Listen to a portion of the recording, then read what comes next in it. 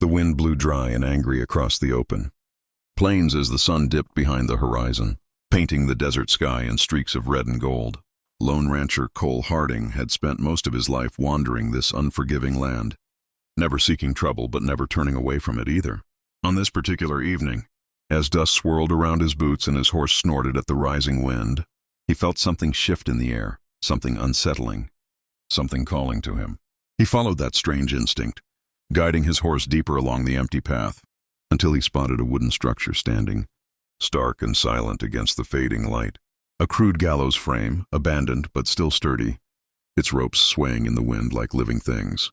At first he thought it was empty, but then he heard it, a faint sound, a soft breath, a whimper swallowed by the storm. Cole dismounted quickly and walked closer, each step revealing the truth he didn't expect. Hanging upside down, bound by the ankles, was a young Apache girl, her long dark hair brushing the ground, her breathing shallow, her body trembling from exhaustion. Her wrists had been tied loosely to the side ropes that stretched outward, preventing her from moving, trapping her like some cruel spectacle left behind by men with no conscience. Cole paused, studying her face. Even in the dim light he could see her fear, her desperation, and something else, a fierce spirit fighting to stay alive. When she sensed him standing there, she forced her eyes open and whispered in a trembling voice, "Please, don't let them finish what they started. He wants to hang me upside down until I die. Please help me." Cole didn't answer immediately. He stepped closer and examined the knots, tight, professional, made by someone who knew how to torture without killing too quickly. "Who did this?" he finally asked in a calm, low voice. The girl swallowed hard, wincing as the blood rushed painfully through her inverted body. "A bounty hunter," he said. "Apache lives are worth gold if delivered dead." He was waiting for me to stop breathing. Her voice cracked, and tears slipped down her temples, disappearing into the dust. Cole clenched his jaw. He knew men like that, soulless, greedy shadows haunting the frontier. He also knew that if the bounty hunter was still nearby, he would return to finish the job. With one swift motion, Cole loosened the ropes at the base, lowering her gently to the ground. She collapsed sideways, gasping as the world spun around her. Cole knelt and supported her shoulders until she regained a bit of balance. "You're safe now," he said, though he wasn't sure if that was true. She looked up at him, studying his face as if searching for lies. Her voice steadied slightly as she whispered, "My name is Atsa." Cole nodded. "Cole Harding." He kept scanning the horizon. Too quiet, too still. That wasn't natural. Atsa followed his gaze. "He's watching," she said weakly. "He doesn't like to lose what he thinks belongs to him." Cole helped her stand.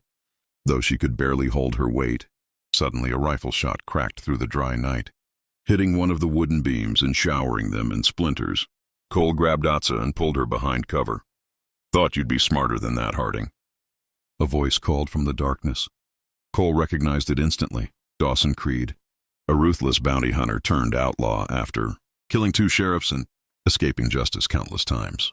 "Put the girl back where she was!" Dawson shouted, his voice mocking and cruel. "She's worth more to me dead than you are alive." Atsa trembled, clutching Cole's arm. "He'll kill you if you stay," she whispered. Cole shook his head. "A man who preys on the helpless doesn't get to walk away." He carefully positioned Atsa behind what little cover the broken beam offered. The dust storm thickened, adding a ghostly haze between them and their attacker. Cole steadied his breath and listened carefully, feeling the darkness move. Dawson fired again, but Cole rolled aside and returned a quick shot, striking the ground near the bounty hunter's boots. Dawson cursed loudly. "Didn't know you cared this much about an Apache girl." Cole fired again. "Didn't know you'd fallen low enough to torture one." Atsa watched with wide, fearful eyes as the 2 men battled through the rising storm, their silhouettes shifting in the swirling dust like phantoms locked in a deadly dance. Dawson charged forward, firing blindly, but he didn't see the old fence post half buried in the sand. He tripped, stumbled, and Cole seized the moment. He tackled Dawson hard, ripping the rifle from his grip and pinning him to the ground. Dawson snarled like a feral animal. "You'll regret this, Harding. That girl's tribe will hunt you next." Cole didn't flinch. "Maybe they will," he growled. "But I won't leave her to die." He struck Dawson unconscious with the butt of the rifle. When the dust settled, Atsa slowly approached him, steady on her feet now. "Why risk your life for me?" she asked softly. Cole holstered his weapon and met her gaze with simple honesty. Because out here, someone has to choose right over fear. The night grew quiet again, but the story was far from over. The desert night stretched endlessly around them as Cole dragged Dawson's limp body toward an abandoned supply shed near the edge of the property. Atsa followed slowly, her legs still weak, but her eyes sharp and alert despite her exhaustion. Cole secured Dawson inside, tying him with the very ropes the outlaw had used on her, making sure every knot held. Atsa watched him work, her arms wrapped around her waist as if trying to shield herself from memories still clawing at her mind. When Cole shut the wooden door and leaned back, breathing hard, she finally spoke. "You saved me, but he won't stop. Men like him don't quit until they get what they came for." Cole wiped the sweat from his brow. "Then we make sure he can't come after anyone ever again." Atsa hesitated. "What will you do with him?" Cole looked out at the dark horizon, lit only by the pale moon. "Turn him in alive if I can. The law will do the rest. He's wanted dead or alive, but alive pays double." Atsa studied him with a careful, almost suspicious expression. "You want the reward?" Cole peered at her, surprised. "I want justice," he answered quietly. "Money won't change who I am." She nodded slowly, still trying to understand a man who didn't behave like most she'd crossed paths with in her hard young life. The storm finally settled into a faint wind, leaving the night clear. Cole lit a small fire, and Atsa sat beside him, warming her hands. She stared into the flames for a long time before whispering, "My tribe. They believe if you die upside down, your spirit never finds the sky path. You remain trapped, wandering forever. That's why I begged him not to do it." Her voice cracked under the weight of the memory. Cole listened in silence, feeling the heaviness of her fear. "He won't ever hang you again," he said firmly. "You have my word." Atsa's eyes softened. A warrior's word is sacred. They sat quietly for a few moments, letting the warmth of the fire chase away the cold shadows. But then Cole's horse grew restless, stamping its hooves nervously. Cole rose instantly, hand on his gun. "Someone's coming." Atsa stood as well, though her body still trembled from the ordeal. In the distance, a faint orange glow appeared, torches moving across the plains. Cole narrowed his eyes. "More bounty hunters?" Atsa whispered. Cole shook his head. "Too many. Too organized." Atsa gasped softly. "My people." She stepped forward as the torches grew brighter, revealing silhouettes of warriors on horseback. The Apache tribe had come, not with rage, but with urgency, guided by the smoke signals they had seen earlier. When they reached the camp, the chief dismounted, his expression fierce yet full of worry.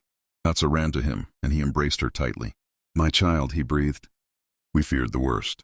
Cole stepped aside respectfully, knowing he was now in the presence of a powerful people who had suffered too much at the hands of men like Dawson. The chief looked at him with sharp eyes that seemed to see straight through a man's soul. "You freed her," he said, his voice calm but deep. Cole nodded. "She deserved a chance to live." The chief approached him slowly. "Many would have left her. Many have turned away from our people." Cole met his gaze without hesitation. "I don't judge a person by their tribe, only by their actions." The chief studied him longer, then finally nodded in approval. "Then you are a man of honor." Atsa turned to the chief quickly. "Father Dawson Creed is here, bound." "He would have killed me." The chief's eyes blazed with controlled fury. "He will face justice." But Cole stepped forward. "Chief, let me take him to the U.S. Marshals. There's a bounty. And if he's punished legally, your tribe won't be blamed for his death." It was a delicate balance. One wrong choice could ignite war. Atsa held her breath as her father considered the decision. Finally, the chief placed a hand on Cole's shoulder. "Very well. You may take him. But know this, our gratitude rides with you." Dawn crept over the plains, washing everything in pink and gold. Cole loaded Dawson onto his horse, securing him tightly. Atsa approached him, her hair now brushed, her spirit stronger. "I owe you my life," she said, "and I won't forget it." Cole smiled faintly, tipping his hat. "Just stay safe, Atsa." She looked up at him with eyes full of quiet strength. "Someday the desert will speak your name as the man who saved an Apache girl from dying upside down. That story will live long after we're gone." Cole mounted his horse and glanced back at her one last time. "Take care of yourself," he said. "The world needs fighters like you." as he rode away toward the rising sun. Atsa watched him until he disappeared into the light, knowing their paths might cross again, knowing fate had tied their stories together in ways neither fully understood. And the desert wind carried her whispered blessing after him, a promise of honor that would follow him wherever he went.